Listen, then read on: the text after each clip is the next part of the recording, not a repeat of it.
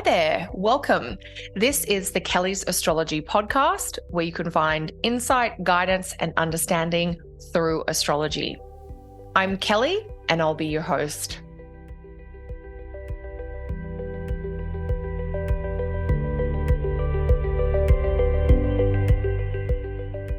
Hi there, welcome to a very special eclipse episode for this week's podcast.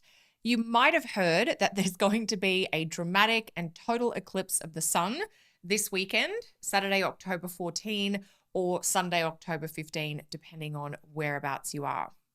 So I'm going to dive into this eclipse and share some of the astrological signatures that are tied into it. And I'm also going to share a little bit about the eclipse itself. Before I do, I want to make sure you know all about the special bundle promo offer I have running right now. And that is a special sign-up rate for my full astrology training program. So if you'd like to join a supported and guided astrology training program, and you want to save more than $300 on your studies, now is the time to register. When you do, you'll have access to weekly classes, homework activities, as well as live Q&As every 2 weeks with me. You can sign up via one of two options, either by making a one-time discounted rate payment or through a monthly installment option. Both of these choices are available only for a limited time, so pop over to kellysastrology.com to find out more or to sign up today. I will include that link in the show notes below as well. So getting back to this eclipse, first things first. The eclipse is happening at 21 degrees Libra, and it's on Saturday if you're in Canada, the US, the UK, and parts of Europe. That's Saturday, October 14. If you're in Australia, that eclipse will be exact and at its peak on Sunday, the 15th. So this eclipse happens at a very specific moment when the moon aligns with and partly blocks the light of the sun. For this eclipse, the technical eclipse term is that it's an annular eclipse. And that's a particular type of total eclipse. Now, if that's all a bit too technical for you, you could just take in that it is a total eclipse of the sun, where the moon's light is going to prevent some of the sun's light reaching Earth. What we'll actually see in this particular annular eclipse is a narrow ring of light around the sun at that moment of the eclipse. Now, this eclipse will actually be visible, but only in some parts of the world. So if you're in the US, places like Oregon, Utah, New Mexico, and Texas will be able to see this eclipse. The eclipse will also be visible in places like Panama, Colombia, and through the northern part of Brazil. If this piece of eclipse info is interesting to you, where the eclipse is visible, and you want to explore more about it, there are two websites that I recommend. One is the NASA website, and the other is the timeanddate.com website. So a quick Google about path of the eclipse or path of the solar eclipse will bring you up a visual map of where the eclipse will be visible. The reason that's important is that one theory relating to eclipses and their effects or influences is that eclipses have perhaps the most dramatic influence, potentially the most disruptive effects on the cities or towns or countries that lie under the path of the eclipse. So those places where the eclipse are visible can be the places that are most activated by the eclipse itself. So that can mean in terms of global events, sometimes it's political events, other times it's major weather or environmental events. Those locations and cities and towns and regions that are under the path of the eclipse can be where there is some unusual activity. Now, for many parts of the world, like Canada and Australia and Europe, this particular eclipse won't be visible. And I should say, just so we're all on the same page, that each eclipse is visible in different parts of the world. So the parts of the world where this eclipse is visible will be different from where the next eclipse will be visible. And just because the eclipse might not be visible in your location, it doesn't mean that your personal chart or your everyday regular life won't be activated by the eclipse. Now, the first and foremost or most important way of determining whether an eclipse will be significant for you personally is to identify if you have any planets or angles in your chart at the degree of the eclipse.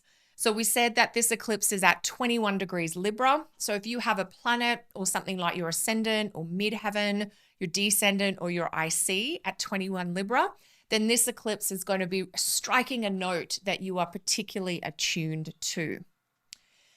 And if that is the case, I'll give you one quick tip. So you might be wondering, oh, I do have something at 21 Libra. What could I expect? So to understand that, we come to one of our core pieces of eclipse theory, which is that eclipses are about the break or change to the regular pattern of things.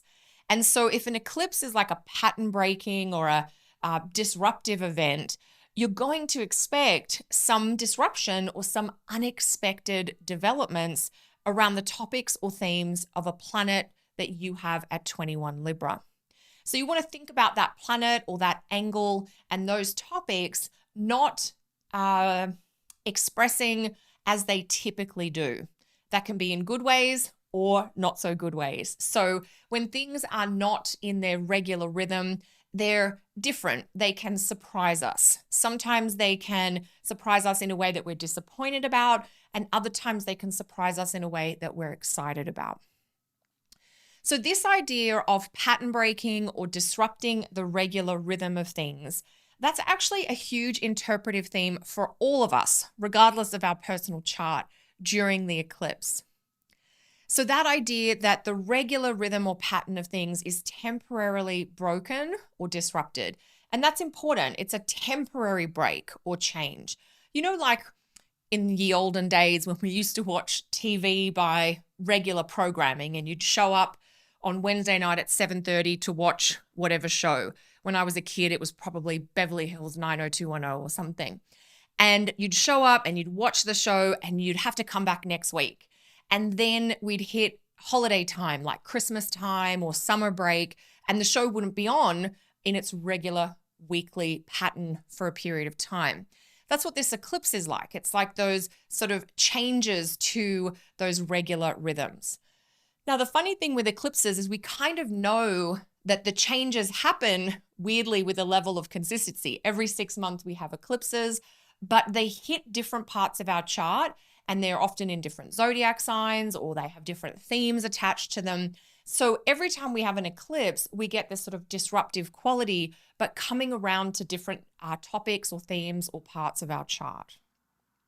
So an eclipse disrupts that usual pattern of new moon, full moon, full moon that otherwise would normally happen every couple of weeks. And so in our lives, eclipse season also brings a period of interruptions and change. So understanding that's really important because we can kind of work with it. Now that you know regular routines could be out of whack thanks to the eclipses, you might decide instead to experiment with a new or different option. If your regular show wasn't going to be on Wednesday night at 7:30 like normal, you might play a board game, go out and play tennis, see a friend. You might read a book quietly. You'll do something different because the normal thing that would happen is not an option for now. So that's what we're trying to work with here. If the normal thing isn't working or we can't do it for some reason, what can we do instead? You might rest, you might be reflecting or reconsidering. And it's important to understand that this idea of changing the regular pattern is actually hugely important. In our modern sort of 21st century life, there's this real go, go, go, never let up sort of quality. One of the things I think can be annoying, perhaps initially about eclipses, is that it is an invitation to stop the regular kind of daily round or weekly routine and instead sit with yourself, maybe do things differently. You know, even elite athletes know that rest is a hugely important part of any successful training program. So if we want to succeed at a high level, we know we've got our regular things to do, but we do need those periods of pause or withdrawal. So instead of trying to keep on keeping on, this dramatic Libra solar eclipse might encourage you to stop or to pull back. And as you do, you might see your tendencies, your own habits, your own behaviors and patterns from a new perspective, because you're not in things, you're kind of stepping back, looking and observing and reflecting. Now, an important interpretive piece for this eclipse, or for any eclipse, is which node, the north or south node, is the eclipse near. And I should back up a second. One of the ways we determine technically whether a new or full moon will be an eclipse astrologically is how close the new or full moon is to either the north or south node. And whenever a new or full moon is within about 18 degrees of that north or south node, it will become an eclipse. And that has to do with the sun, moon, and earth being on the same plane in it from an astronomical perspective. So that's just a little bit of technical eclipse data. And so one interpretive piece is, are we dealing with south node or north node themes for this eclipse? And that adds to the energy. This Libra eclipse is a south node eclipse. The new moon is at 21 Libra and the south node is at 24 Libra. That proximity of the south node to the lunation itself, the new moon's only 3 degrees apart. The closer the new or full moon is to the node, the more total and more dramatic the eclipse is. So with just a 3-degree distance, that's where we're in total eclipse territory, much more dramatic. Now, as this eclipse is near the south node, it's about questioning, it's about letting go, and it's all about change. A south node eclipse is about release, and it's about not holding on. And that's a little different from what we typically think about a new moon having to do with. Often a new moon is about beginnings or intentions or fresh starts, but I don't want you to necessarily do that under this eclipse because the energy of the eclipse and the south node overrides that typically new moon stuff. So instead, you're not going to fight for things to stay the same under this eclipse. So whether that's a relationship, whether that's something at work or with family, whether that's in regards to your health or your finances, we want to kind of consciously participate in that letting go. A new approach might be best, but right now things are kind of still, or your attention is on the completion, the closure, the winding down. So even though this eclipse is a new moon or solar eclipse, because of that south node influence, it's really about closure and completion, like ending or stopping something. Older beliefs or relationship habits might no longer serve you, and during this eclipse, you might finally understand why. Since this eclipse is in Libra, I'd suggest looking at any Libra type problems that you might have. For instance, if you have a tendency to be overly accommodating of others' needs, or if you notice that you are constantly compromising or pleasing to keep the peace. Maybe you're getting stuck in an indecisive pattern where you're constantly weighing pros and cons, but not actually choosing anything. And you may not be like this in every part of your life, but there might be a particular set of topics or themes or with a particular person that you find some of these Libra tendencies are showing up. So if any of those kind of Libra problem indications are things that you know you do or you know you do in certain situations, then this eclipse might show you what not speaking up for what you want or what not making a decision is actually costing you. It's almost like you finally get a sense of or a deeper understanding of the true impact of trying to be too nice or trying to make the perfectly balanced choice. So these are some big things to reflect on through this solar eclipse, this second weekend of October, October 14 or 15. And I will say that, whether the eclipse is specifically and technically on the 14th or the 15th for you, it's definitely going to be a theme over the entire weekend. So this eclipse, with that South Node theme, it's very subtle, and there may be inklings or kind of little insights or flashes of intuition that emerge for you around this eclipse. And because they're very subtle, slowing down, making some extra space, or just being really still can help you kind of capture or acknowledge or hear that inner wisdom that might be bubbling up. The ruler of this eclipse is Venus. Venus, of course, rules Libra. And at the time of the eclipse, Venus is in Virgo. So the technical phrase is we've got a solar eclipse in Libra. It's near the South Node, and the ruler of this eclipse is Venus, who is in Virgo. It's a lot of technical info, but that's the data that we're using for our interpretive pieces.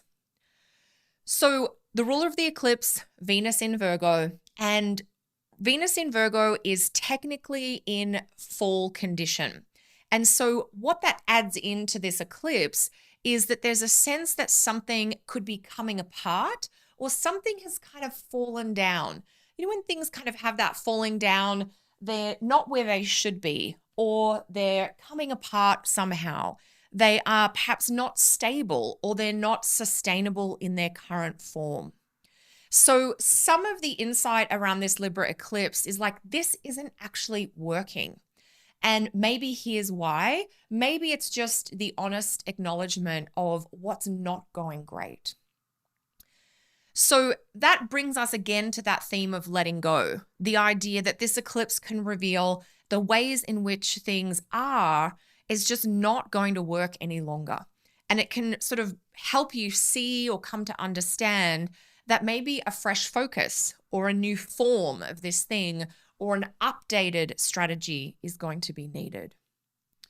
Now, a couple of other technical pieces. Venus in Virgo is in what's called the aversion placement to the eclipse in Libra itself. And Venus in Virgo is also in what's called the 12th to anything in Libra. And so this combination of factors can create a real retreat or hermit-like quality.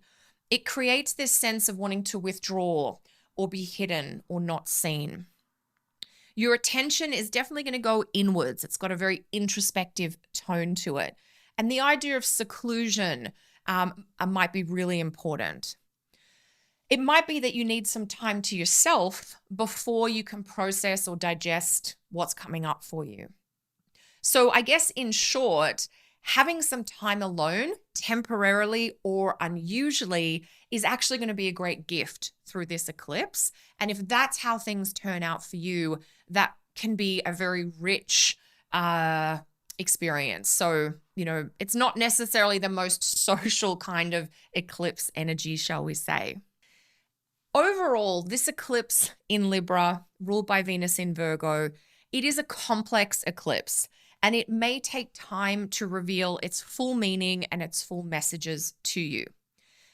Things are not straightforward. They're not super clear. There may be a lot of overthinking or overanalyzing. What is needed is not as simple as making a shift on the surface. You know, we can't do something superficial here. We have to dig deeper. We might even need to go into our past to acknowledge how events that are old or from our past experiences are still impacting us today. And it may be that some of the release or the healing or the integration work is about making peace with or removing judgment around what has already happened. The shifts that are indicated by this eclipse may emerge from somewhere deep within, from a place of awareness that you've not been in touch with for a long while. You might even reconnect with a point of view that you'd forgotten you even had. So all of these themes, the South Node influence on the eclipse, the Venus in what's called that 12th position to the eclipse itself, we're very much going back into, you know, your personal history, the things that you've already lived through that have already influenced you energetically and emotionally. And we're trying to do a little bit of clearing of things that might be acting like a bit of a baggage or a bit of a blockage or a barrier. So that's where we want to do that release work. Venus in Virgo loves to make refinements and she really loves to improve things. That said, Venus in Virgo can also represent a tendency to critique or to adopt that perfectionist point of view. So updating your standards or questioning your motives is definitely a worthwhile endeavor and may also be part of this Libra eclipse experience. I don't want you to be so hard on yourself that fear of never being good enough or that fear of never getting anything right actually prevents you from taking action or making a decision. Instead, we want to consider how to make an incremental shift, a small change, and work on that. And that makes me think of that song line, "From little things, big things grow." And this eclipse is definitely about the little things and how over time they add up to be the thing. So that can really call your attention to some of the maybe daily habits or tendencies that you're falling back on with yourself, with other people, that may be adding up to experiences that aren't quite meeting your needs or aren't quite as fulfilling as you would like. And if we can catch those little tendencies and tweak them or adjust them, we can actually change the whole pattern going forward. So that's this solar eclipse, the total solar eclipse in Libra for mid-October 2023. It is one of the standout astrological events for the month of October, but actually it's one of the most dramatic astrological events for the entire year. So we definitely want to give ourselves some space and some grace around October 14 as we're all navigating the stuff, the energetic stuff, the emotional stuff, the real life stuff that is shifting and changing and being interrupted over this period of time. If you can, try to avoid making unrealistic demands of yourself or of others, and instead focus on what you can clear, what you can release, or even what you can complete and finish in your life right now. If you're a beginner with astrology and you want to learn astrology, join my next live cohort starting November 6th. Maybe you're self-taught and you want the chance to fill in any gaps in your astrological learning. Then this beginner astrology course is a great starting place. We are going to kick off early in November. And if you get totally hooked on learning astrology, you can continue with my full astrology training program into 2024. It's always exciting to welcome a new group of students to the program, especially as we only take in a new cohort every 2 years. So this is a once in 2 year opportunity to begin your astrological studies with me. Details about how to register and how you can save on your studies can be found over on my website, kellysastrology.com. Go gently during this eclipse week, everyone. I'll be back with more next week. Until then, take care.